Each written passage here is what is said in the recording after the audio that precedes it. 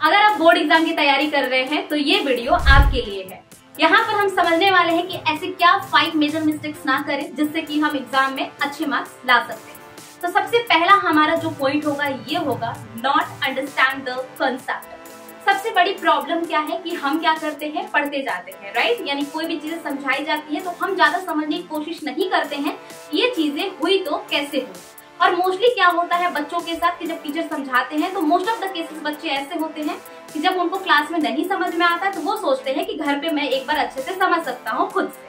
लेकिन आप कोशिश करें कि आप क्या करें, कंसेप्ट को समझें, ये चीजें हो रही है तो कैसे हो रही है। क्योंकि अगर आप कंसेप्ट को समझ लेंगे तो आप अपने तरीके से और अपने लैंग्वेज मुंह से क्या कर सकते हैं, लिख सकते हैं। सेकेंड हमारा पॉइंट होगा written practice on daily basis. यानी आपको करना क्या चाहिए कि जो भी आप चीजें पढ़ रहे हैं, जो भी चीजें आप समझ रहे हैं ना, उसको आप रिटन प्रैक्टिस करें।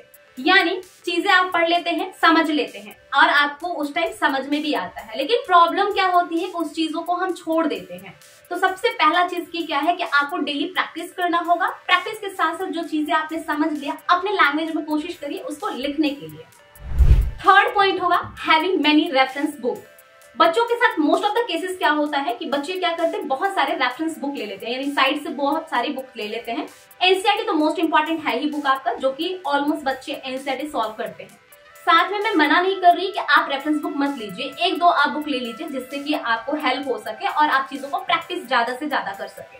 लेकिन ज्यादा बुक बनाने से वहां आपको होती है कंफ्यूजन क्रिएट, जो कि आपको नहीं करना है। तो 10 बुक बनाने से बेटर है कि आप 1 से 2 बुक को ही 10 टाइम्स बना लें। वहां से आपको चीजें ज्यादा क्लियर होगी और वहां पर कंफ्यूजन आपको क्रिएट नहीं होगा, जिससे कि आप मार्क्स अच्छा कर सकते हैं। 4 पॉइंट है not making a plan. Most of the cases क्या होता है कि आपका प्लान नहीं होता है कि एक्चुअल में आपको कैसे पढ़ना है। ये नहीं बोला जा रहा है कि आप रूटीन बनाएं। ऑब्वियसली मैंने भी रूटीन फॉलो नहीं करा है, क्योंकि रूटीन एक्चुअल फॉलो होती नहीं है। क्योंकि जिस अकॉर्डिंग हम टाइम टेबल बनाते हैं तो वहां पर क्या होता है, कुछ काम आ जाते हैं, फैमिली प्रॉब्लम्स आ जाती है, कोई रिश्तेदार आ जाते हैं, तो वहां पर वो चीजें फॉलो नहीं हो पाती है। तो वहां पर आप ये करिए कि आप क्या करिए, एक टारगेट फिक्स करिए कि मुझे एक दिन में क्या चीजें कंप्लीट करनी है। साइंस पढ़ना है, मैथ्स पढ़ना है, इंग्लिश पढ़नी है, आपको क्या पढ़नी है उसके अकॉर्डिंग आप टारगेट फिक्स करें। और आप देखिए कि क्या आपने जो टारगेट फिक्स किया था जब आप सोने जा रहे हैं, क्या आपने टारगेट को अचीव करा है।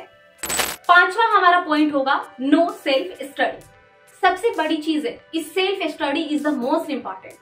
अगर आप क्लास ले रहे हैं, एडिशनल क्लास ले रहे हैं, अगर आप स्कूल जा रहे हैं तो वहां पर क्या होता है कि आप पढ़ के आ जाते हैं, लेकिन आप क्या करते हैं कि सिर्फ आपको जो नोट्स मिलता है आप उस पर डिपेंडेंट हो जाते हैं। तो सबसे बड़ी चीज की ये आपको नहीं करना है, क्योंकि वहां से हो सकता है कि कोई टॉपिक आपका छूट जाए या हो सकता है कोई कंसेप्ट आपका क्लियर ना हो।